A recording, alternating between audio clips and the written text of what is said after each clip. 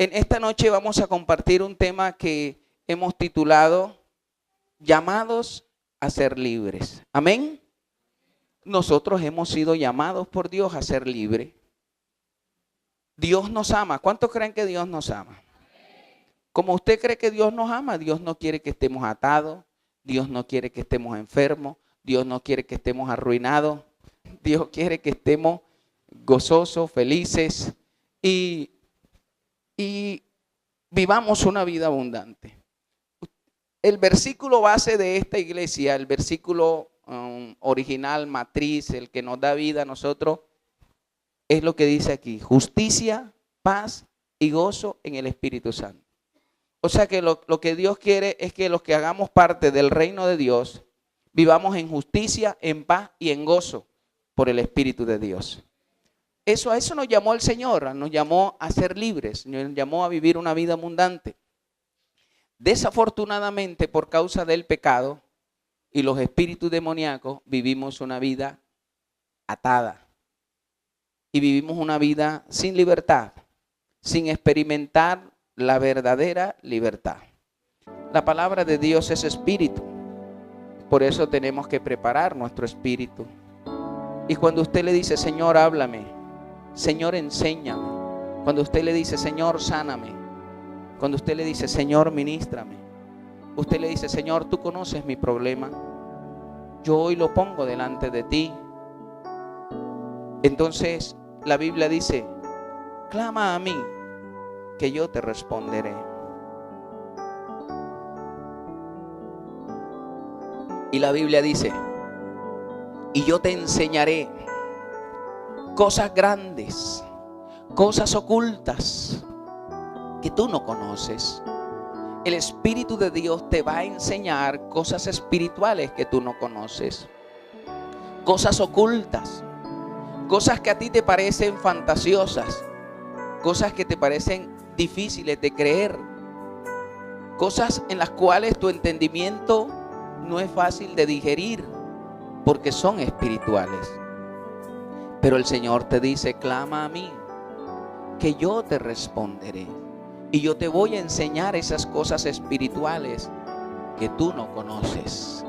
Eso es Jeremías capítulo 3, versículo 3. Prepárese para que la palabra de Dios le enseñe a través del Espíritu Santo que está sobre mí y que me ha ungido para predicar. Porque Dios le habla a los hombres a través del hombre. Señor, alumbra el entendimiento de mis hermanos y las palabras que salgan de mis labios sean de entera edificación para ellos. Esto te lo pido en el nombre de Jesús. Amén. Puede abrir sus ojos. La Biblia dice que el Señor nos ha llamado a libertad. En el libro de Gálatas capítulo 5 versículo 13 dice: a libertad hemos sido llamados.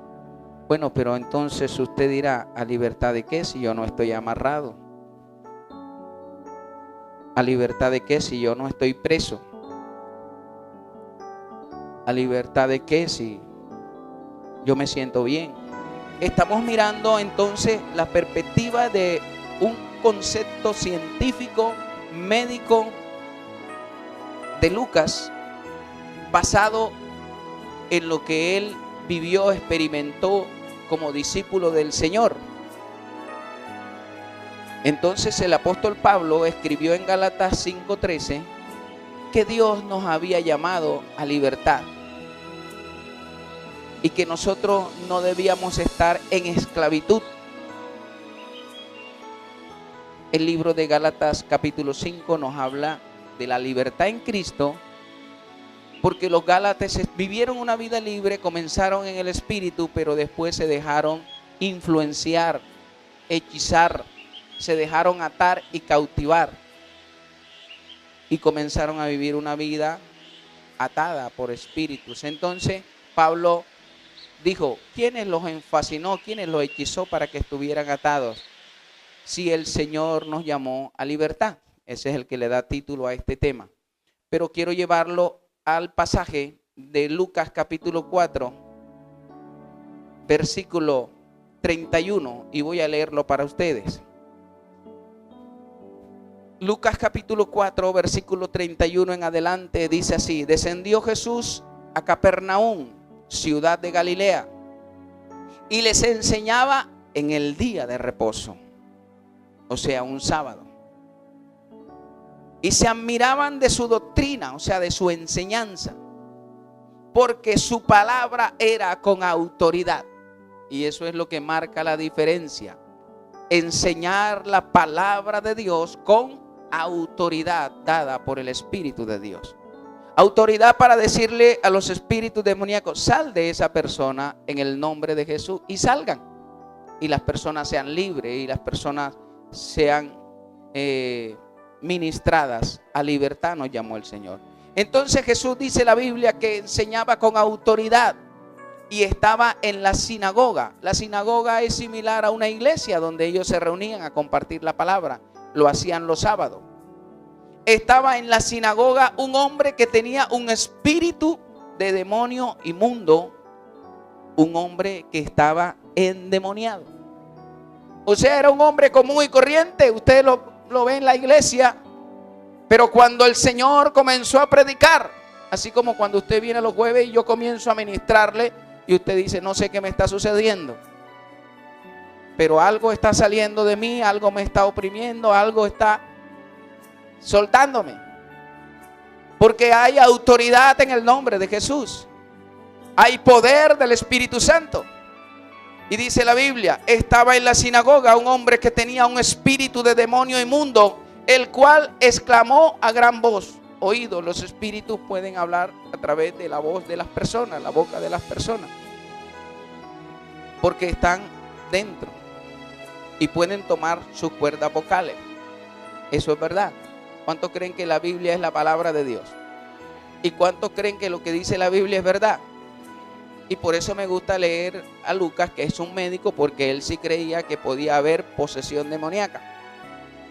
No es de estos médicos o científicos que no aceptan la existencia de los seres espirituales. Él sí sabe. A veces usted va a un médico y un médico le dice: mira, busca de Dios. A veces usted va a un psiquiatra y el psiquiatra mismo le dice: busca de Dios. A veces va a un psicólogo y el psicólogo le dice: bueno, sí, pero busca de Dios. ¿Me explico?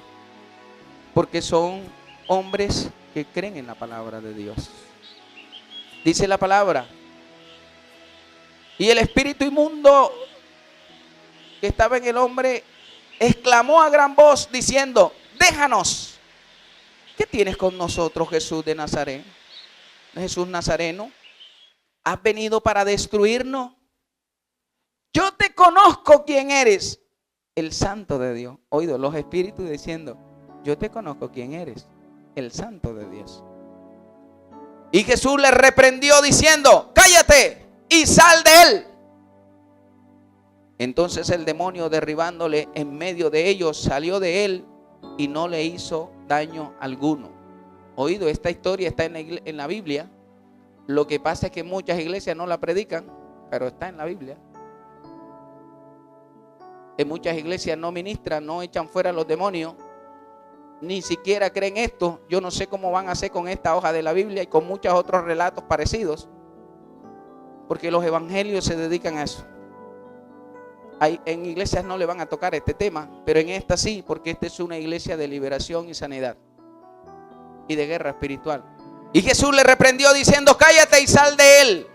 Entonces el demonio, derribándolo en medio de ellos, salió de él y no le hizo daño alguno. Y estaban todos maravillados y hablaban unos a otros diciendo: ¿qué palabra es esta que con autoridad y poder manda a los espíritus inmundos y salen? Oye, ¿quién es este tipo? Porque no se había visto en la historia que sucediera esto. Los profetas no hicieron esto. Nadie había hecho lo que Jesús hizo. Habían algunos brujos que exorcizaban, pero nadie le había dicho a los espíritus: sal, vete de ellos. Y se maravillaban diciendo: ¿qué palabra es esta que con autoridad y poder manda a los espíritus inmundos y salen. Y dice el versículo 37, y su fama se difundió por todos los lugares del contorno. Su fama se difundió por todos los lugares del contorno. Mire, a esta iglesia viene gente de todos lados, de otras ciudades, hasta de otros países. Y apenas estamos por aquí comenzando. Pero la gente se va a dar cuenta que la unción de Dios pudre todos los yugos en este lugar. Y la gente que viene, si viene dispuesta, Dios la va a liberar. El Espíritu Santo lo va a hacer. Amén. Y dice la palabra, y su fama se difundía por todos los lugares del contorno. Entonces Jesús se levantó y salió de la sinagoga y entró a la casa de Simón, la suegra de Simón, oído, la suegra de Pedro. Tenía una gran fiebre y le rogaron por ella. E inclinándose hacia ella, reprendió la fiebre y la fiebre le dejó. Y levantándose ella en el instante le servía. Oído, Jesús llegó a la casa de Pedro y la suegra estaba enferma. Oído, Pedro tenía a su suegra y la amaba porque le dijo, Señor, sánala. Y entonces el Señor vino, le puso la mano a la suegra de Pedro y le dijo, oye, enfermedad, vete de esta mujer. Y la mujer enseguida quedó sana y comenzó a servirle a Jesús. Eso lo dice la Biblia. Dice ahí, el 40, al ponerse el sol, todos los que tenían enfermos de diversas enfermedades los traían a él. Y poniéndole las manos sobre cada uno de ellos, los sanaba. Ponía la mano Jesús sobre los enfermos. ¿Y qué? Los sanaba. Dice el 41. También salían demonios de muchos, dando voces diciendo, tú eres el Hijo de Dios. Pero él les reprendía y no les dejaba hablar porque sabía que él era el Cristo. Los demonios sabían que Jesús era el Cristo, el Mesías, el ungido, el enviado, el Hijo de Dios. Sabían quién era Jesús. Pero él les dijo, es necesario que también en otras ciudades anuncie el evangelio del reino de Dios. Oído, ¿qué predicaba Jesús? El evangelio del reino de Dios.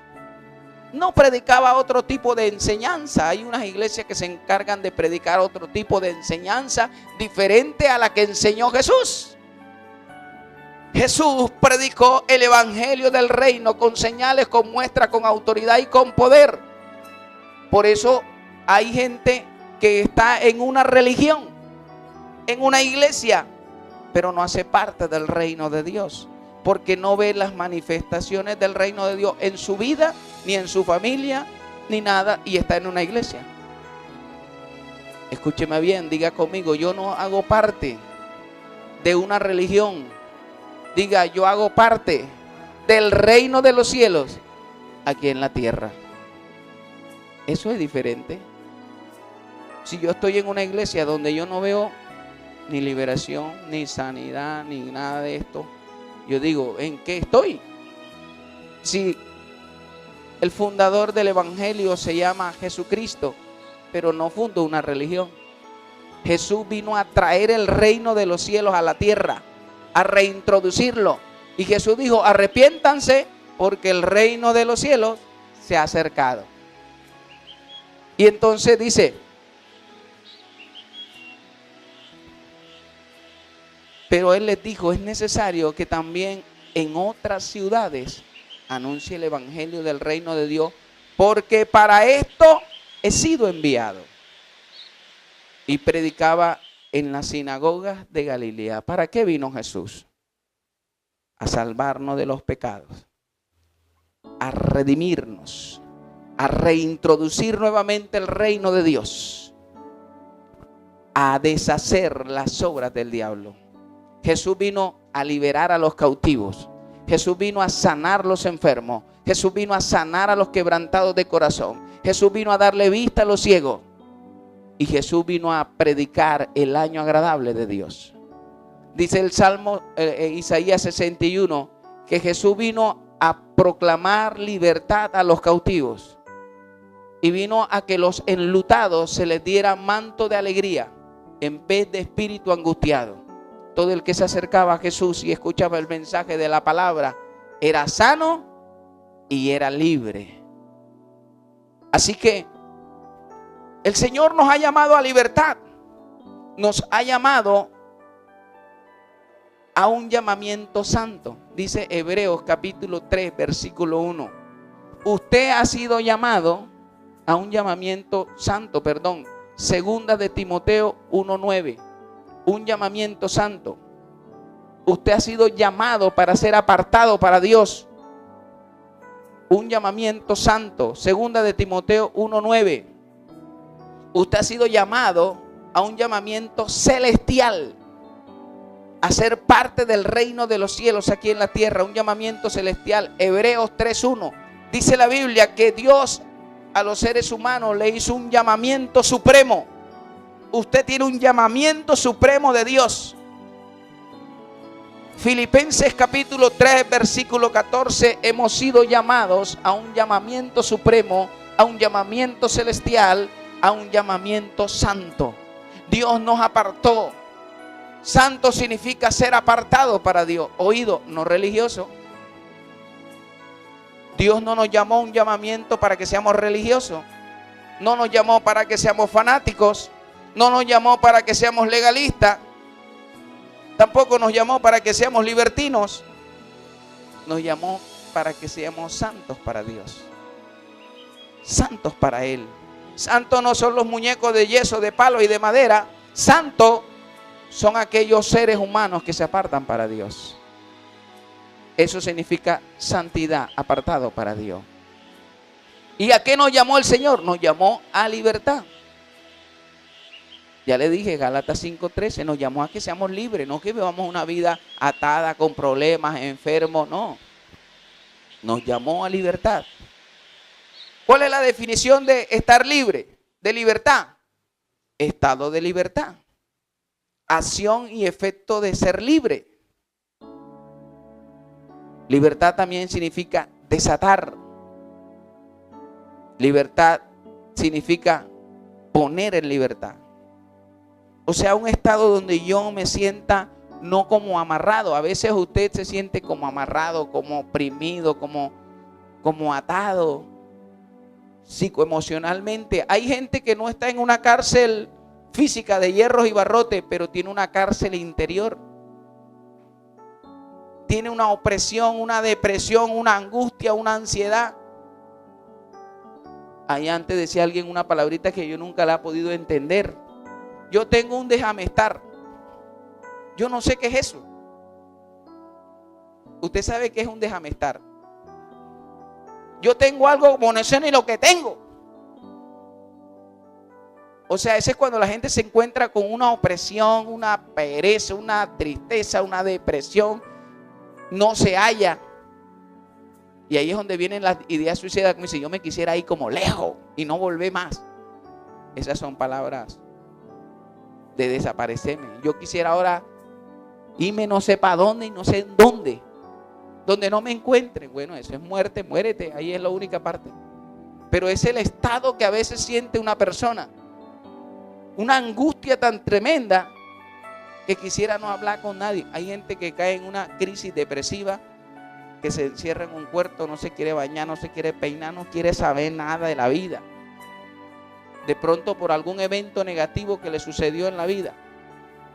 Y ahí es donde comienza a no sentirse libre. Hay gente que se siente con frustración porque tuvo anhelos, porque tuvo deseos y las cosas no se realizaron. Entonces esa persona no se siente libre. Amén. Está atada. Pero yo quiero decirle que el origen de la libertad se llama Jesucristo, el Hijo de Dios.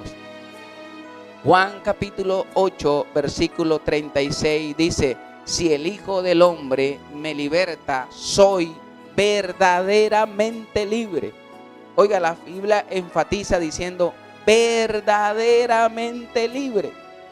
Cuando tú tienes a Cristo en tu corazón, tú vas a poder resistir todo ese déjame estar.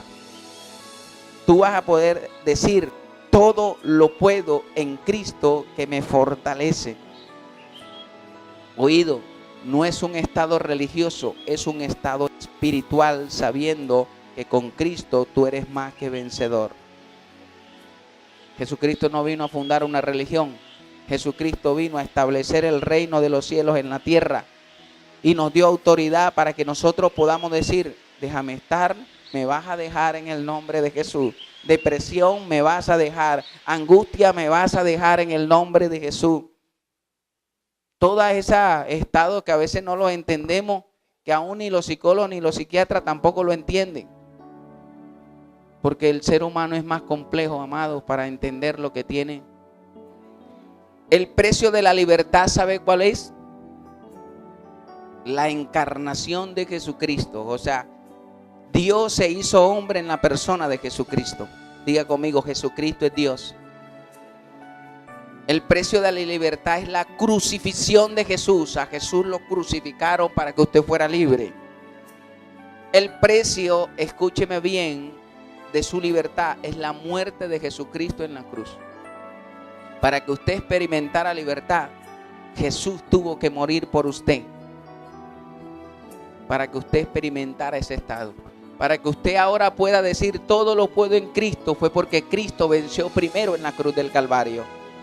Y en la cruz venció los poderes de las tinieblas, venció la muerte, venció el mundo, sus pasiones, la muerte, y venció los poderes de las tinieblas. Por eso es que usted en el nombre de Jesús puede vencer, porque el precio de la libertad del ser humano costó la encarnación de Dios, costó la crucifixión de Jesús y costó la muerte de Jesús, pero no lo pudo detener porque al tercer día Él resucitó. Por eso Jesucristo está vivo. Diga conmigo: Cristo está vivo. Y yo le tengo una buena noticia, que todos los cuadrangulares lo sabemos. Yo le tengo una buena noticia. Diga conmigo: Jesucristo es el mismo de ayer, de hoy y por siempre. Él no cambia. Es el mismo. El mismo Jesús que yo le estoy narrando de la historia del hombre que estaba endemoniado en la sinagoga, es el mismo que está aquí, pero en su espíritu. El espíritu de Cristo está aquí y donde lo adoremos Él está y Él se mueve. Y yo quiero decirle que todo poder espiritual se somete al nombre de Jesús.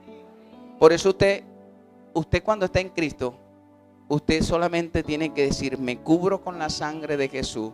Y usted tiene que decir: en el nombre de Jesús ordeno que todo se vaya. Y se va.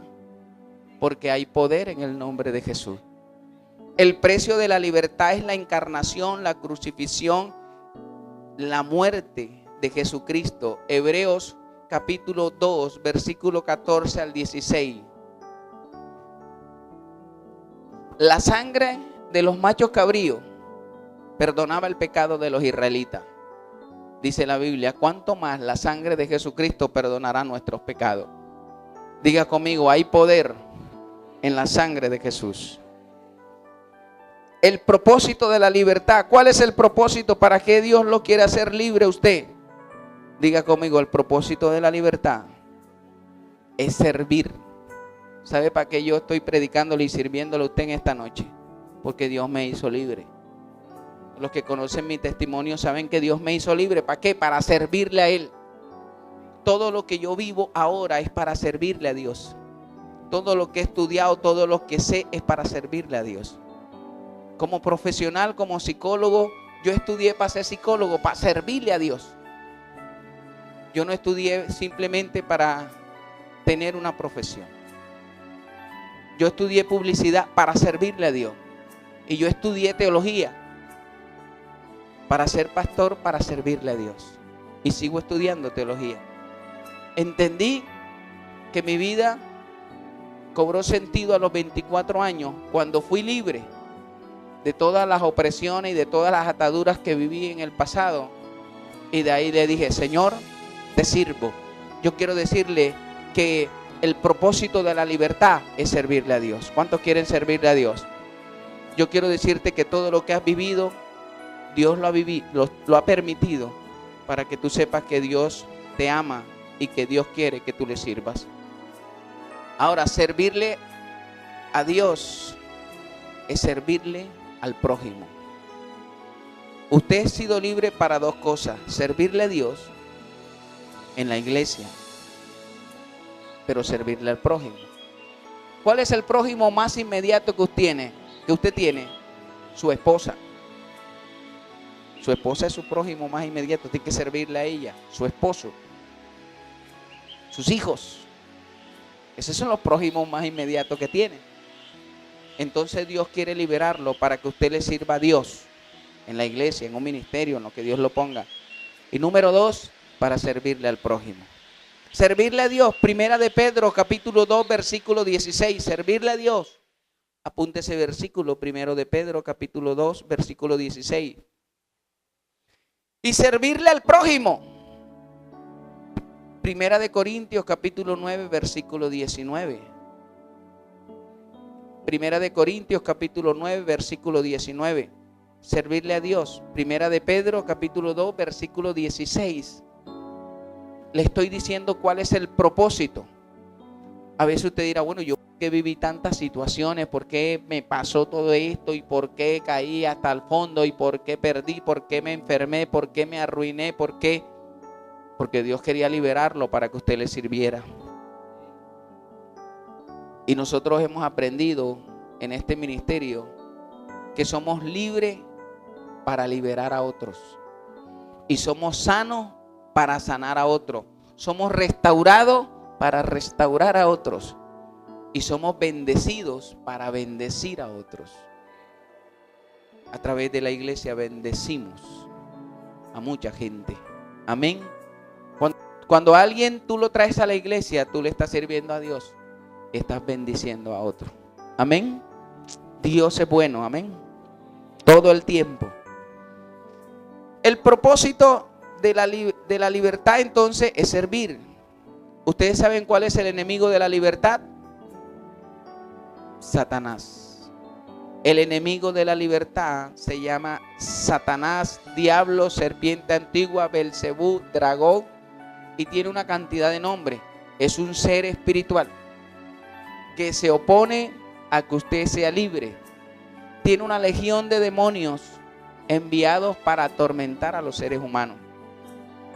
Hay demonios de enfermedad, una cantidad de demonios enviados.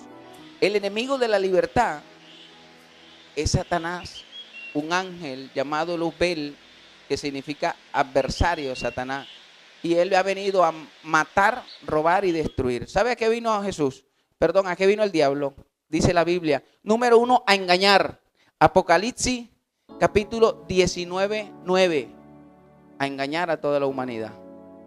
Apocalipsis 19, 9. ¿Saben a qué vino el diablo? A cautivar, a tener a la gente cautiva. Número 1, a engañar. Número 2, a cautivar. Gálatas 5:9. Gálatas 5:9. El diablo vino a cautivar a la humanidad. ¿A qué vino el enemigo? A matar. Le voy a decir, el que mata no es Dios. El que produce los terremotos, los maremotos, todo eso, lo que sucede en el mundo, no es Dios. Si Dios lo ama, ¿cómo va a querer matarlo? El que produce todos los males, la raíz de maldad, por la iniquidad, se llama el diablo. Está en este mundo, cautivando a la gente. Él vino a matar. Dice Juan capítulo 10, versículo 10. A mí me gusta el contexto de este versículo. Me gusta mejor el contexto porque Juan 10:10 dice: el enemigo vino a matar, robar y destruir. Me gusta la otra parte, dice, pero Jesucristo vino para darnos vida y darnos vida en abundancia. Conozca las dos cosas. El diablo lo vino a destruir, pero el que vino a darle vida abundante se llama Jesucristo, el Hijo de Dios. Lo que pasa es que la gente ha malinterpretado el evangelio. Jesucristo vino a darnos vida y vida en abundancia. Si usted en verdad entrega su vida a Jesucristo, si usted en verdad se consagra a Jesús, si usted en verdad conoce la palabra de Jesús, usted vive una vida libre y abundante. El problema es que no obedecemos a la palabra y obedecemos más las mentiras del enemigo. Él vino a engañar, Él vino a cautivar, Él vino a matar. Jesucristo vino a darle vida y vida en abundancia. El proceso de la liberación. La liberación es un proceso porque usted vivió un poco de tiempo sin creer en Dios, sin creer en la palabra, bajo maldiciones, bajo ataduras, bajo opresiones, bajo ignorancia espiritual, creyendo lo que le enseñó la religión, creyendo lo que nos enseñaron los abuelos, que a veces no era muy bueno, y no creyendo a lo que la palabra decía. Entonces, cuando conocemos a Jesús, es que comienza en nosotros el proceso de la liberación para conocer la verdad de la palabra. Proceso de liberación. ¿Cuál es el proceso de la liberación? Primero, desatarnos. Y segundo, ser libre. O sea, hay gente que está en la vida, como le digo, amarrado. Lo primero que hay que hacerlo es desatarlo. Y después dejarlo que se vaya libre. Ese es el ejemplo, por ejemplo, de Lázaro. Lázaro. Jesús resucitó a Lázaro. ¿Cómo salió Lázaro de la tumba? Salió anteriormente, cogían a los muertos y los rellenaban como una momia. El Señor dijo: Lázaro, levántate. Lázaro estaba muerto después de 4 días. Pero le habló el autor de la vida. Jesucristo es la resurrección y la vida. El que cree en Él, aunque esté muerto, vivirá. Y Jesús le dijo: Lázaro, levántate. Y Lázaro estaba muerto. Pero él venció la muerte. La muerte le obedecía a Jesús. ¡Puf! Lázaro se levantó y salió así, vea. Entonces dijo Jesús a sus discípulos: desatadle. Y cogieron los discípulos. Shh, shh, shh. Y entonces Lázaro quedó libre. El proceso de la liberación es que nos desaten. Escúcheme este versículo. Isaías, capítulo 27, 10. Acontecerá en aquel tiempo que la carga será quitada y el yugo se pudrirá a causa de la unción. ¿Qué es lo que nos puede liberar? ¿Qué es lo que nos puede desatar? ¿Qué es lo que nos puede hacer libre? La unción del Espíritu Santo. El poder de la palabra, la sangre de Jesucristo. Dijo Jesús: sal, Lázaro, desátenlo. Ahora Lázaro es libre. El proceso de la liberación es desatar y dejar libre, como sucedió con Lázaro. Pero ya después usted es libre. Pero déjeme decirle que la libertad en Cristo se puede perder. Si usted se descuida, por eso veo un poco, yo tengo 19 años de estar aquí en Valledupar y he orado por mucha gente y me he dado cuenta que han sido libres, pero luego se dejan atar. O sea que la libertad en Cristo se puede perder si usted se aparta del Señor, si usted peca, si usted abre puertas para que el enemigo entre nuevamente. De usted salieron espíritus de adulterio, fornicación, robo, mentira, una cautividad tremenda, alcoholismo, y luego la gente se aparta del Señor. Y mire lo que dice Mateo capítulo 12 del versículo 43 al 45. Oído, usted tiene que mantener la liberación en Cristo. Mantener la liberación en Cristo. Dice la Biblia: cuando el espíritu inmundo sale del cuerpo, anda por lugares secos buscando dónde morar. Y entonces vuelve a la casa donde salió y la encuentra adornada y barrida. Y dice: volveré a esa casa, porque su cuerpo es la casa donde ellos habitan. Volveré a ellos. Y no solamente voy a venir solo, me voy a buscar 7 amigos míos. Dice Mateo 12:45. Y el postrer estado de esa persona es peor que el primero. Por eso yo aquí enseño de liberación y le enseño a la gente de que debe cuidar su liberación. Porque si usted viene a la iglesia, Dios lo ministra, pero usted vuelve y se enreda en el pecado, vuelve y se cautiva. ¿Yo me hago entender? Entonces le estoy hablando de la libertad en Cristo, pero la libertad en Cristo se puede perder. Usted tiene que retenerla, mantenerla y estar firme. Firme en el Señor, amén. La defensa de la liberación, ¿cuál es? Le estoy enseñando, porque la gente dice, pastor, hágame una liberacioncita. Entonces la gente piensa que liberación es que yo le diga, perdóname, fuera, fuera, fuera en el nombre de Jesús, sal, sal ahora, fuera, fuera. Y la gente tiene movimientos gesticulares. Algunos hacen, porque de esa forma salen los espíritus. Salen por bostezo, por eructo, por salivación, por grito, por aullido. De esa forma salen. Uno lo ministra y usted se da cuenta, la reacción gesticular. No le dije que cómo salieron esto. Dijeron, te conozco, si es quien eres, el santo de Dios. Y gritaban, ¡ah! Y Jesús le decía, sal. Y ellos, ¡ah! Pero ¿qué sucede después? La persona se le ministró liberación, expulsión de demonios. Salieron de su cuerpo.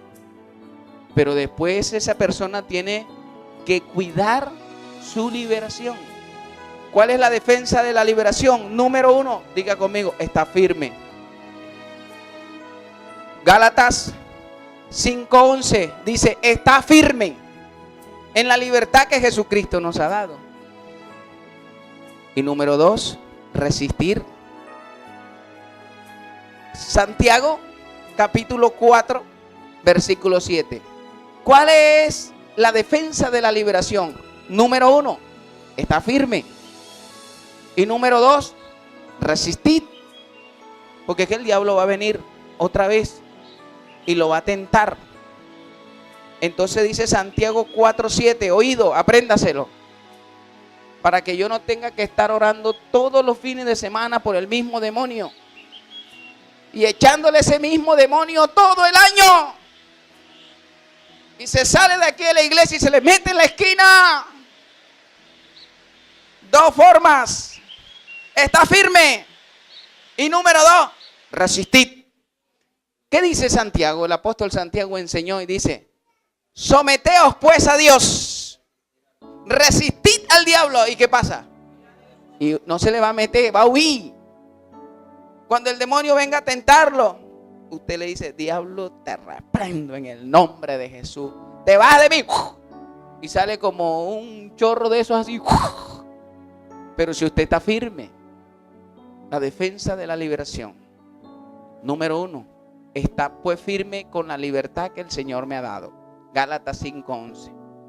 Número 2, Santiago 4:7. Le estoy diciendo es la palabra para que usted se defienda. Porque yo hay gente que le he ministrado liberación hace años. Y bueno, te tengo que echar los demonios toda la vida, los mismos.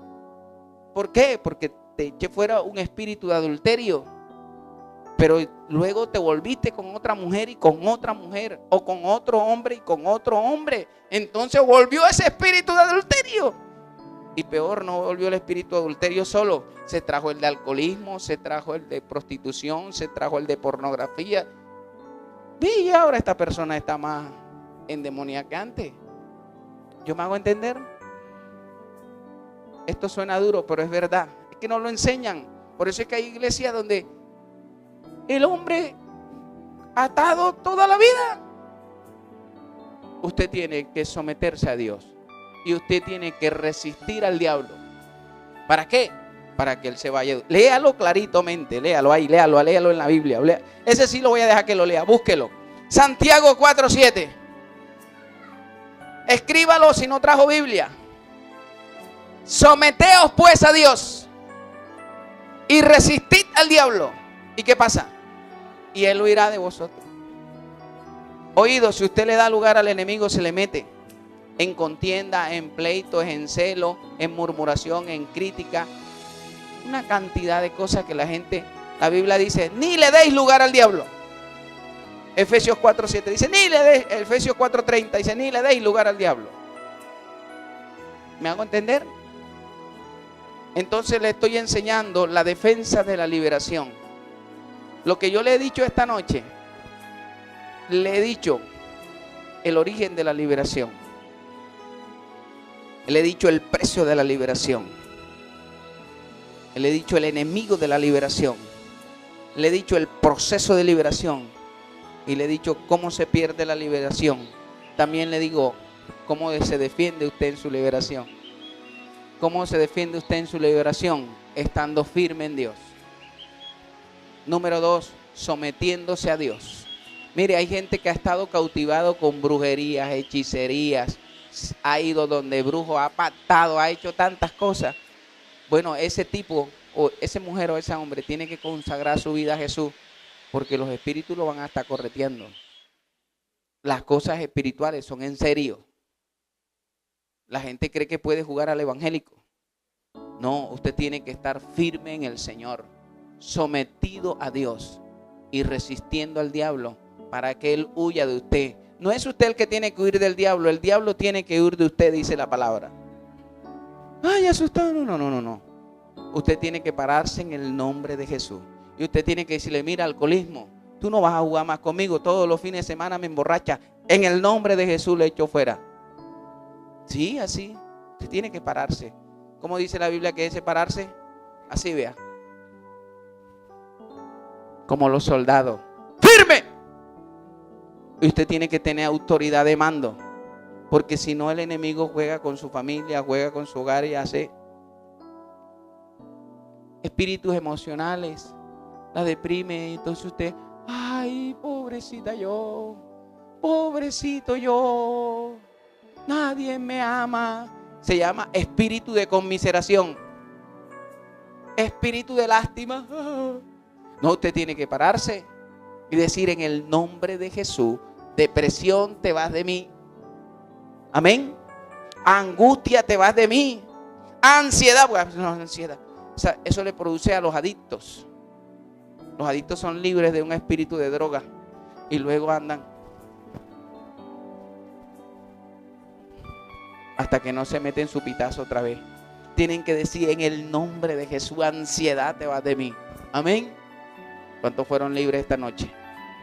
Con lo que yo le prediqué, usted es libre. Y con lo que le ministramos ahorita en el nombre de Jesús, usted es libre. Ahora le toca a usted, está firme. ¿Y qué más? Y resistir toda opresión demoníaca.